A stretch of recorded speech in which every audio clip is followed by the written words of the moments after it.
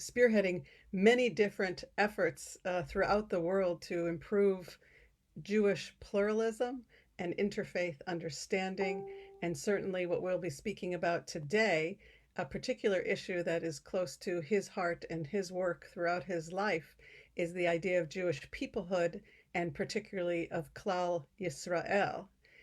In addition, Yitz also helped to create organizations that were focused on the idea that we said just this last Shabbat as we began a new month, the last couple of weeks as we began a new month, which is the idea that we say before beginning a new month that Chaverim Kol Yisrael.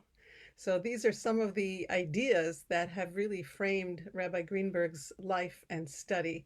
So it's wonderful to be here very briefly today on this Erev Shavuot as we think about what Shavuot means in our day and in our time. So, Yitz, I wanted to begin just by, first of all, thanking you for being part of a particular project that we'll focus on, which is the project of Our Common Destiny, project that was founded by the Genesis Philanthropy Group in partnership with Israel's Ministry of the Diaspora and under the auspices of the President of Israel, Reuven Rivlin. And it was so wonderful to help launch this project with you in Jerusalem this past September. And together with 30 some other scholars, you helped advise on creating a new declaration of of our common destiny, of what it means to look forward to who we should become and based on what values and principles we should create our future together. And of course, we discussed with these scholars and with your great wisdom 5 particular values, which we'll hopefully come back to. But as we have these moments together on this particular holiday, I wanted to invite you to share the midrash that you've been talking about with me over the last few weeks about what it means as individuals and as a people to approach Mount Sinai. Okay, let me first say before I say anything, since you heard from Rachel that her first study internship in the rabbinate was Klal at the time when I was running the organization, and it was her first job. I want to say that she is the living proof of the very famous Talmudic statement that I learned a lot from my teachers, even more from my colleagues, but most of all from my students. So Rachel has been one of my important teachers, not to mention role models and people that I admire. So I'm happy to share this with her and with you. The medrash that she refers to, of course, is a favorite of about Shavuot, and it is, of course, Shavuot we celebrate at least for the last 2,000, couple of hundred years. In other words, particularly in Rabbinic Judaism, Shavuot is the holiday, the celebration of the anniversary of the receiving of the Torah at Sinai, or as I like to think of it, when the Jewish people entered the covenant, the Brit, the partnership with God that has defined their mission and history all this time. But the Medrash picks up from a verse in Exodus. The Torah says that when they reached the desert of Sinai and stood before Sinai, it says there, Vayichan Sham Yisrael neged Har, and Israel camped before the mountain. Instead of saying the people of Israel or the Israelites, it says Israel, singular, camped before the mountain. The Midrash picks it up and says, it's like there wasn't a whole group of hundreds of thousands of people. It was really one people, or as the Midrash says it, Ki'ish echad b'lev echad, as if they were literally one person with one heart. There was a common destiny, a common sense of total identification with the moment. We all want to do this together. So it happens to be a beautiful thought, and of course, it's something that has evoked the fantasy and the hope of every rabbi and every teacher since that time, namely that one could come up with an understanding of Judaism and Jewish people, which literally the whole people agrees to as one person with one heart.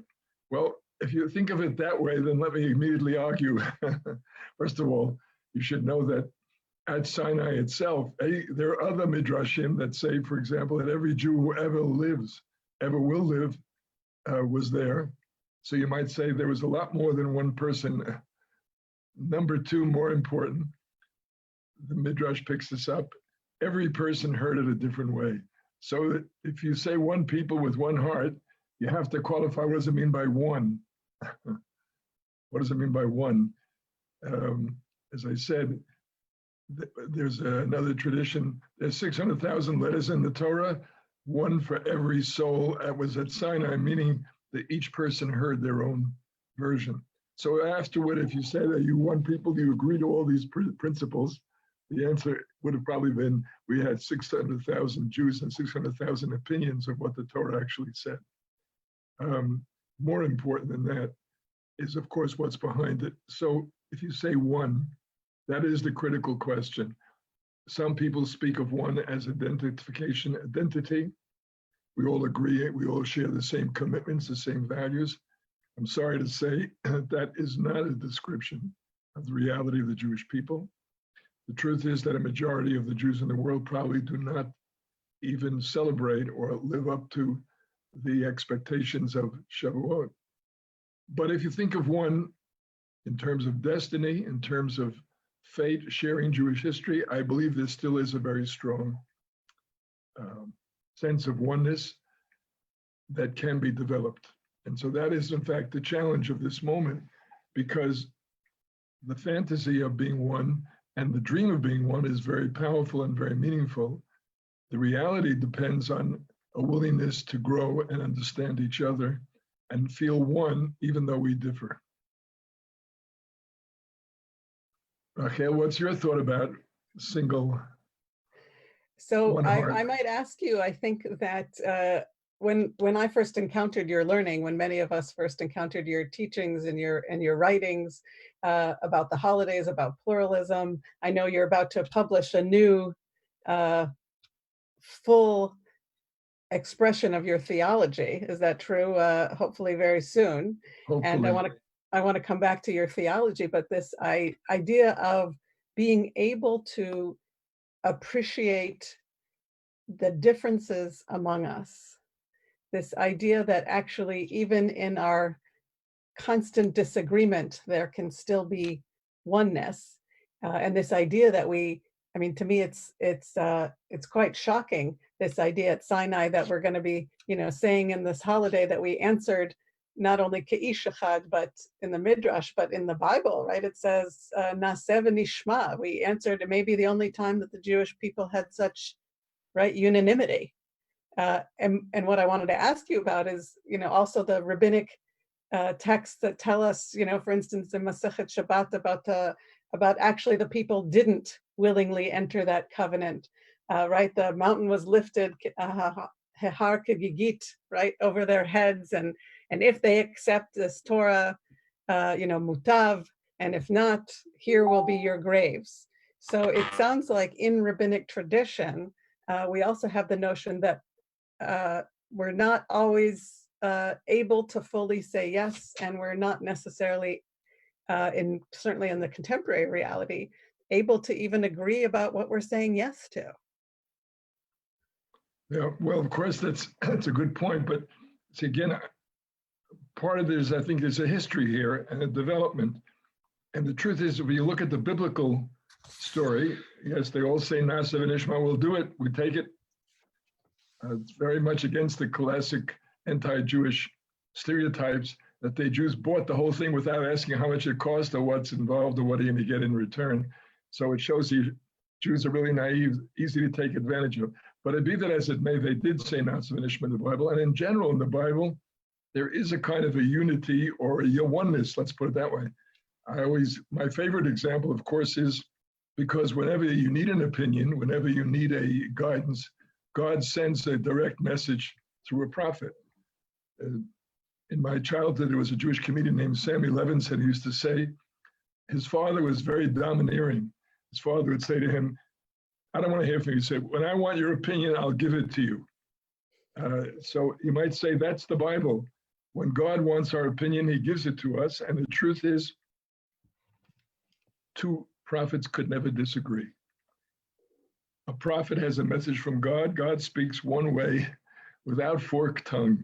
So if there's only one way of accepting, and you've got to say yes. Of course, you do have the freedom to say no, but usually you get hurt or punished. But be that as it may, the point is, if two prophets come up with a contradictory message, then what do you know? That one of them is a liar. It's not that they disagree and one has made a bad judgment. It's that it's impossible. Is a unity based on uniformity, bluntly. Well, again, maybe if God was calling the shots and giving direct messages, I understand that. There's no room for disagreement, although I think that's much simplistic an idea. What the rabbis bring to the table is the idea that this is a covenant. Torah is not a one-way street dictated by God. The Torah is a partnership. And while Shavuot is famous as the holiday of Matan Toratenu, the giving of the Torah, to me, and that's a proposal which I recently put out there, we should call it the holiday of entering the covenant or entering the breed. More important than the specifics we were ordered to do, it's that as a people, and it says right there in the opening of the chapter before Sinai, and God says, if you will keep my covenant, if you listen to my voice, you will be my people. You will be a nation of priests, a kingdom of priests for the whole world, but you'll be my people. But so that's the real key, the acceptance of the covenant, the partnership. The partnership, as I see it, is that God says, or rather, God and the Jewish people together make a commitment out of love and sharing, that they will together, tikkun olam, repair the world. The Jewish dream is a perfect world. A perfect world is full of life in which human dignity is upheld at its fullest. It's a paradise where everybody has what they need. That vision of how do you make the world into a perfect world, how do you improve it, is the partnership we undertook. And why do I say this? But the rabbis, the minute they brought in the idea of partnership and stressed it, the rabbis come right back and say that it doesn't mean anymore there's one correct view. It took the rabbis a little time to grasp it, but when they began to study these texts, they discovered that two rabbis, both sincere, both meaning the best, both trying to affirm the Torah, would come up with contradictory viewpoints. This one said it was pure, this one said it's impure by the logic. This one said it's permitted, this one said it's prohibited by the logic. At first they thought this is like the false prophets. One of them must be a liar. One of them must be having some invidious or negative or evil intentions, otherwise he wouldn't contradict the Torah. It took some time before they grasped the deeper truth that once humans are truly responsible and engaged, human beings have different minds, different viewpoints, different experiences. And the key to true human listening and respect for each other is just that, to accept the fact that there will be differences, well-intentioned, good judgment, legitimate disagreements, and that both are legitimate.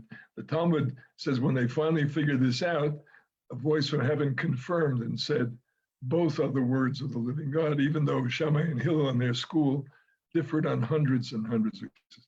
This is the critical problem, in fact, which really has not been resolved to this day. Particularly with modernity, the Jewish understanding of this brit, of this covenant, what does it include? What does it require? What observance, what life, has fractured. And there's a very wide range of positions on this question. And again, not just from Jews who concluded that the covenant is over, or concluded that this covenant is only with humanity, and therefore Jews should not be different in any way, but even for those Jews who determined to stay Jewish, very fundamental differences about how you interpret and apply it. The critical question, as I see it, is do they understand that it can't be accomplished alone, and therefore I need you as much as you need me, and therefore, far from kicking you out, I have to figure out some way of working together. Secondly, in the same spirit, if you understand that there's a legitimate range of differences, we want to accomplish the goals of the covenant. Well, the truth is that there may be more than one way to do it. And in fact, one way may be more successful than another, but you don't know it until you try it. So here again, you have to develop a kind of an affirmation. I welcome the differences. I tell people it's like when the first scouts went west for the American, the English settlers.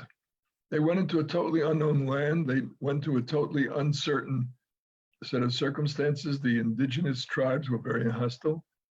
So when you send a scout, the truth is the scouts go many different ways, and many scouts got lost and many scouts got destroyed along the way.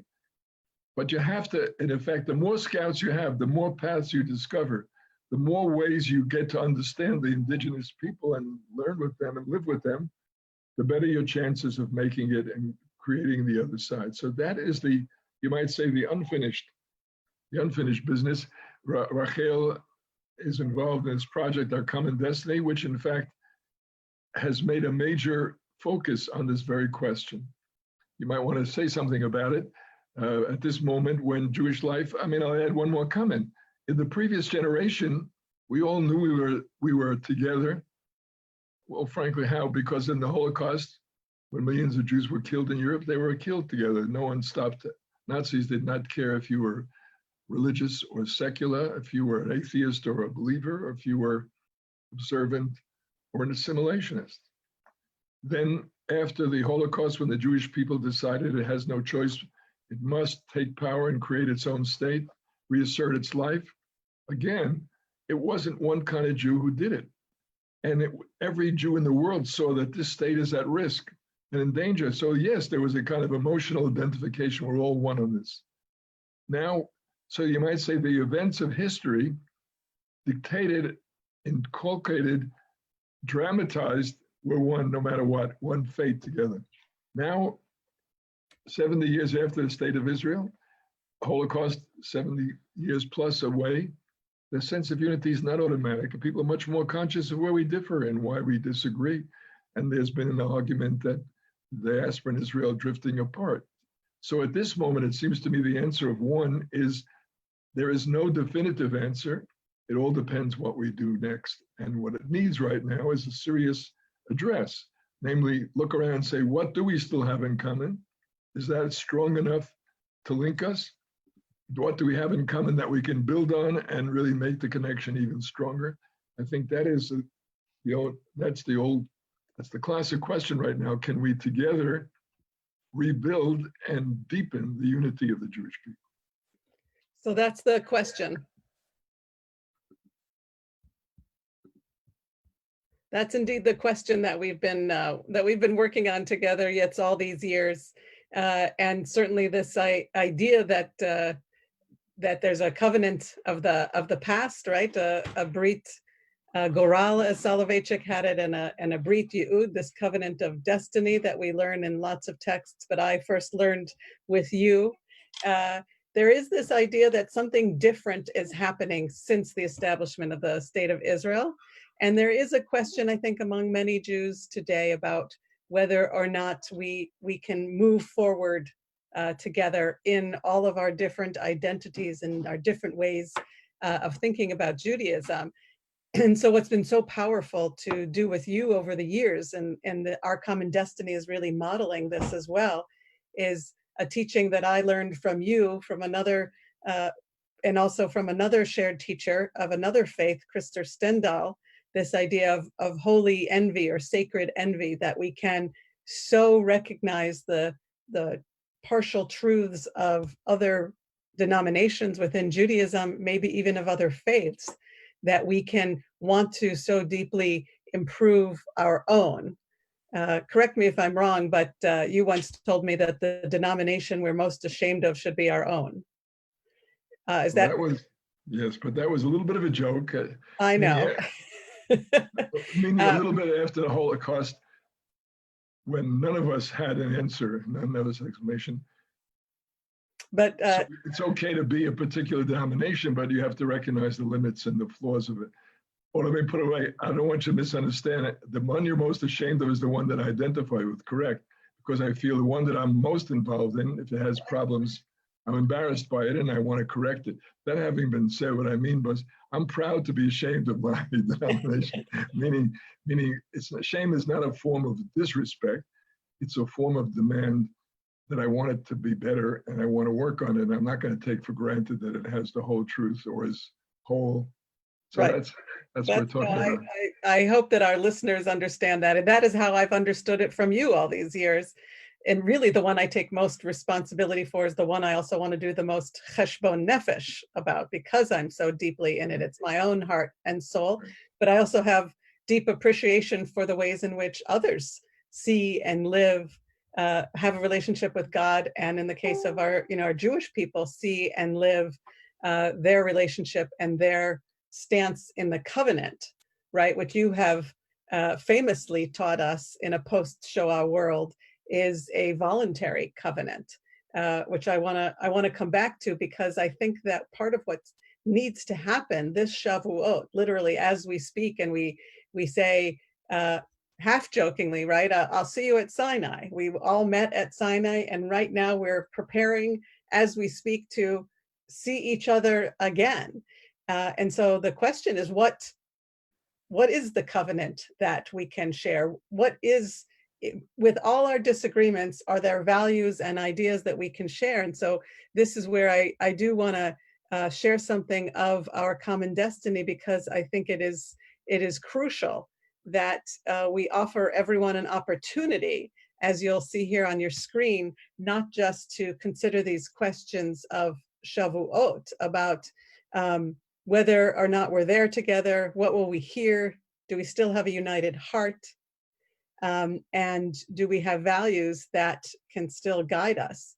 And so one of the things that you, Yitz, helped us to do is to create a set of 5 values as part of this declaration, which you can see on the Our Common Destiny website. But if you want to click on this link, which I also posted on the Facebook where we're live, but you can see it here also on the screen, we invite people to engage. And this isn't a thinker or a rabbi or a denomination saying, these are the values. It's not that at all. It's a collection of scholars across the denominational and geographic and religious secular spectrum that gathered together in Jerusalem and are still working together in many ways to say, what should shape that common destiny? In addition to the values that you mentioned, some of which are embodied here in these values, are there values that we can still agree on? Are there values that we can come together around despite all our differences and aspire to share together as we move forward?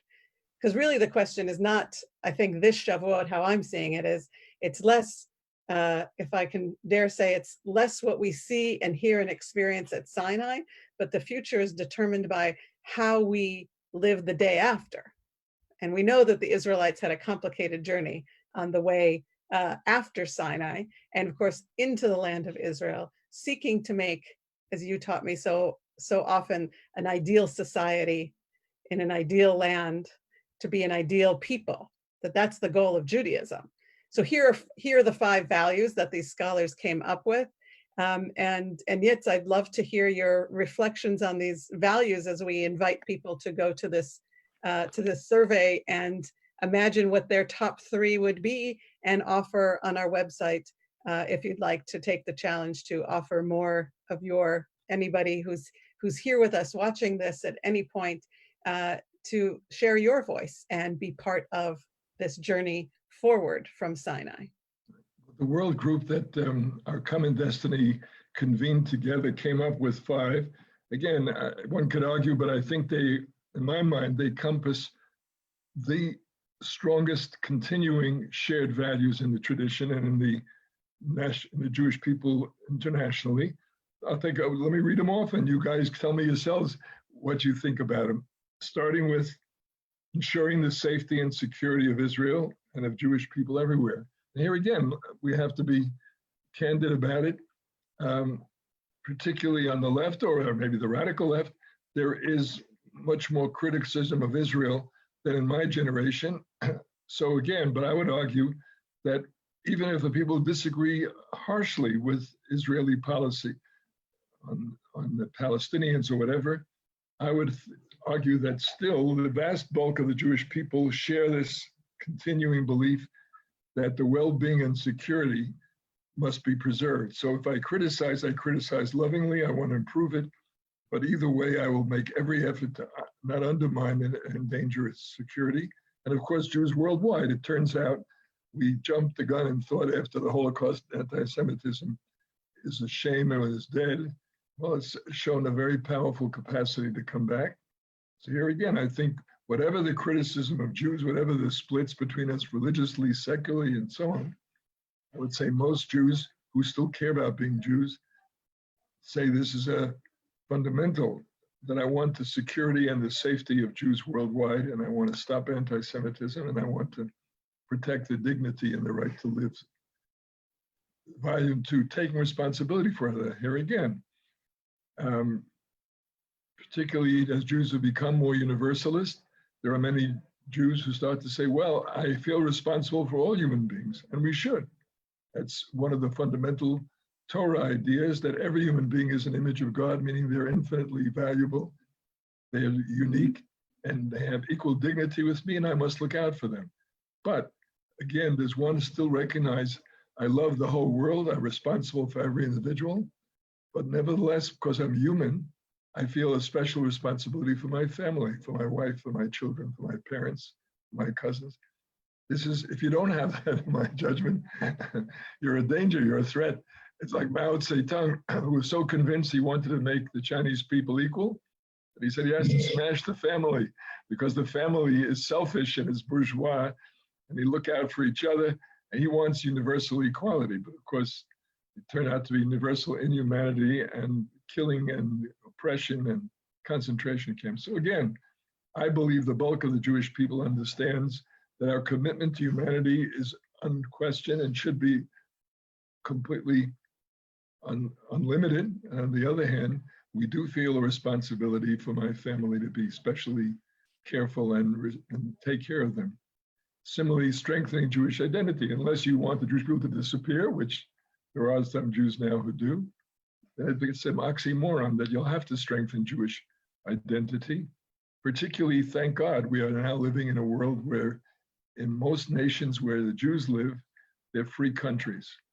And since it's a free country, that means you don't have to be Jewish. By law, as in Russia, under Stalinism, you're not forced to carry a Jewish mark on your internal visa that makes you Jewish whether you like it or not. So the only way Jewish identity will survive in an open society is if it's strong, if it's learned, if it's experiential, if it's loving and joyful. And of course, that strengthening is, I think, every Jew who cares still shares that. Serving as a light unto the nations, here again, by acting ethically and morally. Again, you have to watch it. Some Jews, it's a form of arrogance. Jews are better, Jews are superior, Jews are this. But the deeper idea, which I think most Jews share, is that being Jewish brings a responsibility to set an example, to hold yourself to the highest standard. The Torah's dream is to the highest standard, meaning universal respect for human beings, looking out for their lives. Well, can the Jewish people individually or collectively serve as a light? The answer is they can, it's up to them. But I think most Jews would argue, if they care, that this is a worthy task for the Jewish people to work at. And the last example, of course, is working toward world development and improvement. Here again, I think, thank God for contemporary technology, which has brought the whole world experience into my home. I think the key in general for empathy, for responsibility, for compassion, is that you know the other person, you meet them. Well, for most of human history, people lived in separate drawers, separate boxes, had no contact with each other. Jews were seen as, demonic outsiders with horns. Thanks to the open society, thanks to democracy, thanks to the media, people experience Jewish as your next door neighbor, as a clever person, as a warm, compassionate family, whatever. It works both ways. And the result is that Jews can't live off the idea Gentiles are goyim, they're inferior, they're hostile, they're illiterate. And so now in this world, this is the key for all of us now, that we work toward world development, we feel responsible. The Torah's dream is the whole world, not just the Jewish people. points out the Bible does not begin with the first story of the first Jew, which is Abraham. That's the 12th chapter of the first book, or with law, commandments, which are in the second book of the Torah and 12th chapter.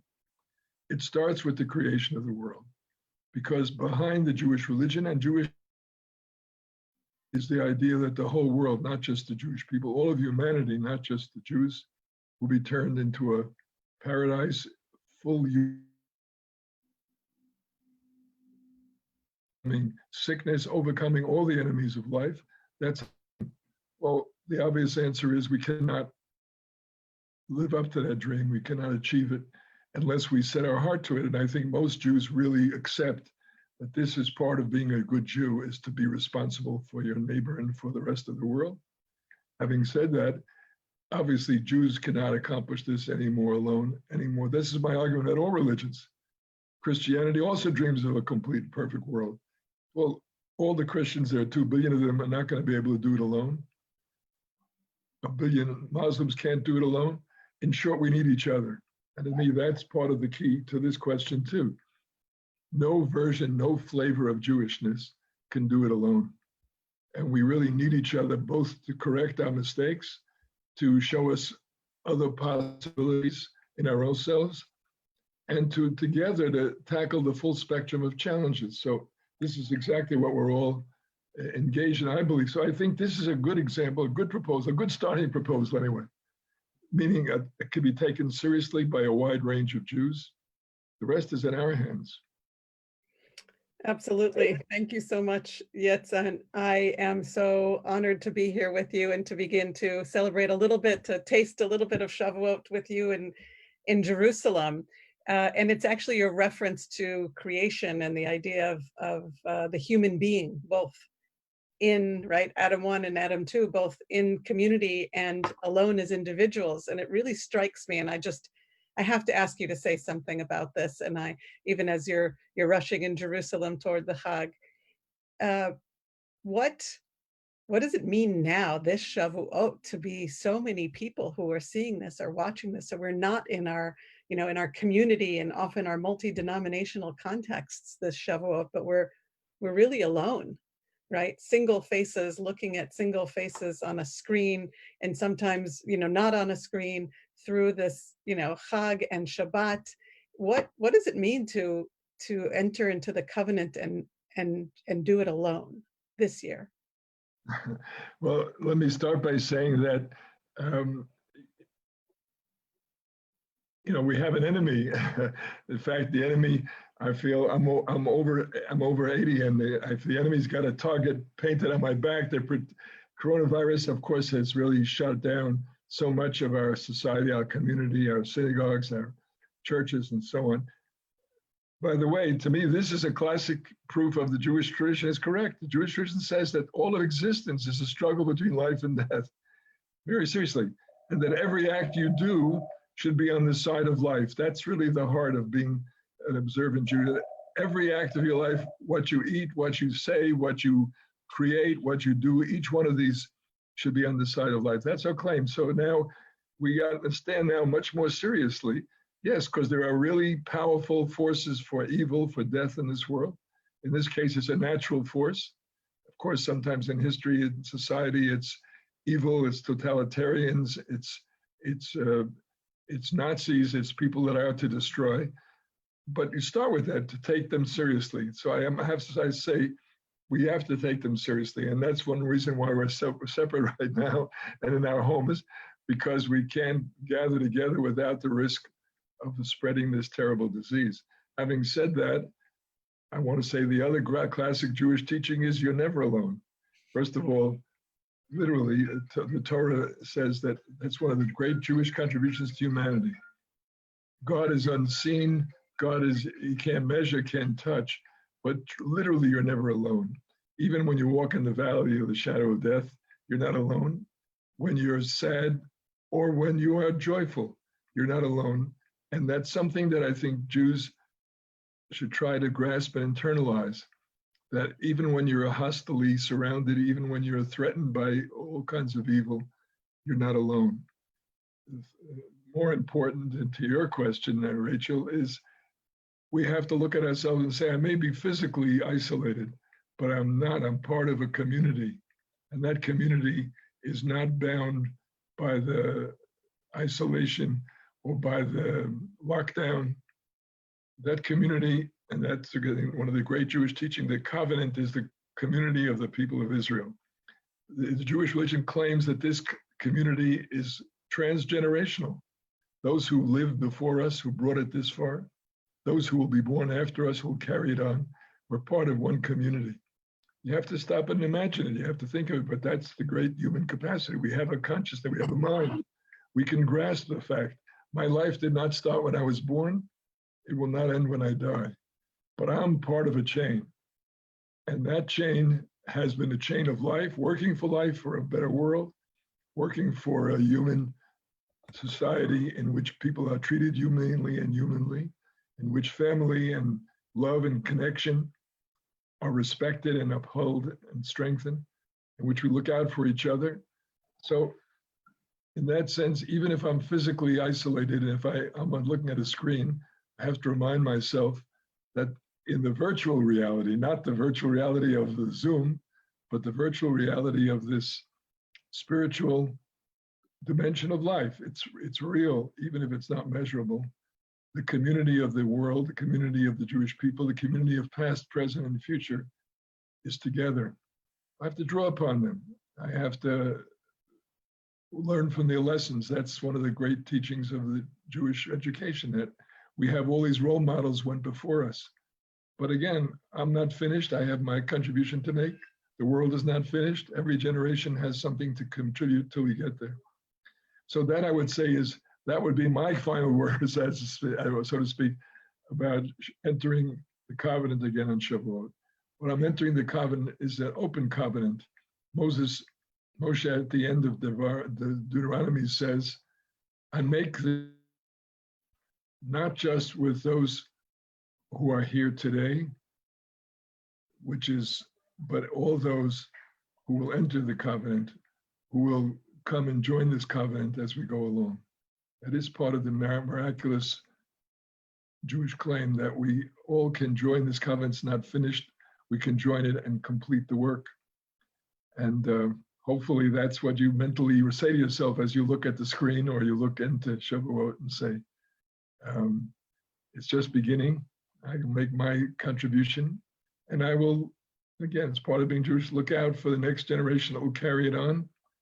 And I do believe, we've been saying it for 3,500 years, it hasn't happened yet, but I really do believe that this perfection, this redemption of the world, this universal freedom, universal peace will be accomplished, even if it's only one step at a time, and I can make only one small step. Together, we'll make that final step, whether it happens in my life or 50 generations or 100 generations from now, I don't know. But again, the answer is my life is not over, and the completion will come for all of us if we keep the chain going. Thank you so much. Yes, amen to everything you said. Thank you for that incredibly inspiring and optimistic and transcendent view of what it means to be a human being, to be a Jewish human being, to have the gift of being able to receive and re-receive every year this covenant and this Torah and all of its teachings, and for reminding us that at the core is a teaching I first learned from you in this lifetime, which is that we're all focused on the triumph of life. That is a major goal, and some days that seems like a relatively simple thing to say, but certainly in our world where we are mourning the loss of so many, and we are facing various kinds of enemies, to say that a principle of Judaism, not just for ourselves but for the world, is to work for the triumph of life. I'll allow myself a prophecy in light of that. Look, the Jewish people we've gone through, including literally in my lifetime, literally, greatest catastrophe, total destruction, wiped out whole communities and millions of people. And yet we came right back with the greatest outburst of life of Jewish history. So I want to say, remember you heard it here first, after the coronavirus and after the millions who have been sickened and the tragic hundreds of thousands have died, my answer is we'll come back stronger than ever. Humanity will come back stronger than ever, whether it means finding a vaccine and a cure, or even beyond that, rebuilding and expanding the health system, and beyond that, rebuilding and renewing life itself. So you heard it here first. The Jewish religion is, in that sense, hopelessly optimistic. It really believes that the final word will be not to death, but to life, that the final word will be to overcome all these enemies of life, including oppression, including war, including sickness, and that if we stick to it, we will get there. And when we do, then there will be this universal values and dignity. So again, I say go to it. And yes, I'm hopelessly optimistic, or the famous line, you think it's easy to be an optimist, but the answer is no, but it may not be easy, but it's been our task and our calling for millennia. Amen. Thank you so much, Yitz Rabbi. Thanks, Amir, to you, Rachel, and to everybody there. Absolutely. I will let you go. Send our love, of course, to Blue and to your whole gang near and far. We'll see you at Sinai, one way or another. We bless you with life and the triumph of life, and of course that your prophecy will come true, that we will emerge from this stronger than ever.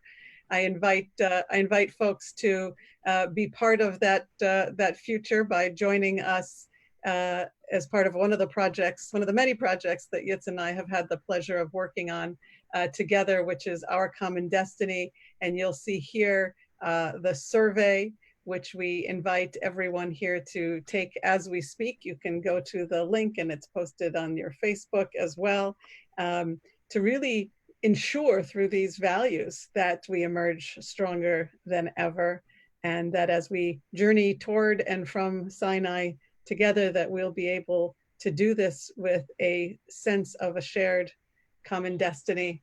Thank you again, Yitz. What a pleasure as always. Thank you, Rabbi Umori, and Chag Sameach to all.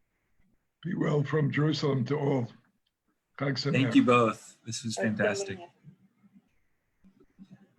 And just one note to people who are watching live, this was incredible. Thank you to both of you. If you want to learn more from Rachel's Sabath Beit Halachmi, you can, and you should, because she's wonderful. Later tonight, she is part of our Shavuot Live initiative that we hope that you will join us for. You can register for that at jewishlive.org/Shavuot. You can just head there right now. Make sure you don't pass go. Do not collect $200. Head straight there. And the slot that we will have Rabbi Rachel Sabath is, that's the 10 p.m. slot? 10 p.m. Eastern, 7 p.m. Pacific. And Israel, that's, I guess, 5 a.m. Israel time. We've got all the time zones tonight. Lots of different countries participating. So we hope to see you. And thanks to everybody for tuning in. Thank you so much, Lex, and to Jewish